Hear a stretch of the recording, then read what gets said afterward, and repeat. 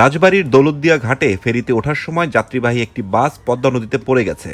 আজ বুধবার বিকেল 5:30টার দিকে ঘাটের 3 নম্বর পন্টুনে এ দুর্ঘটনা ঘটে।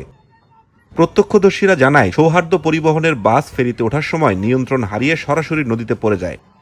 রাজবাড়ী ফায়ার সার্ভিসের উপ সহকারী পরিচালক দেওয়ান সোহেল রানা দ্য ডেইলি স্টারকে বলেন, বাসটি ফেরিতে উঠতে গিয়ে নদীতে পড়ে দ্রুত তলিয়ে যায়। তবে সে সময় ওই বাসে কতজন যাত্রী ছিল তা নিশ্চিত করে বলা যাচ্ছে না। পাটুরিয়া ফায়ার সার্ভিসের ডুবুরিরা ইতোমধ্যে কাজ শুরু করেছে। পাশাপাশি ফরিদপুর ও ঢাকা থেকে ফায়ার সার্ভিসের ডুবুরির দলকে ডাকা হয়েছে।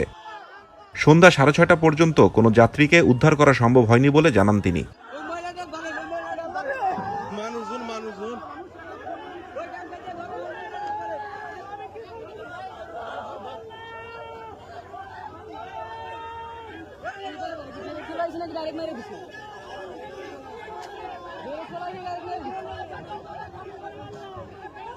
আরে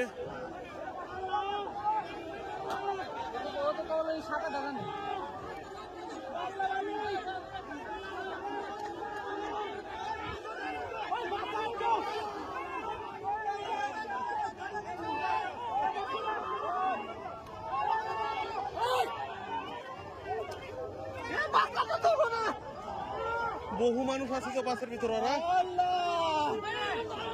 আর তো মানুষ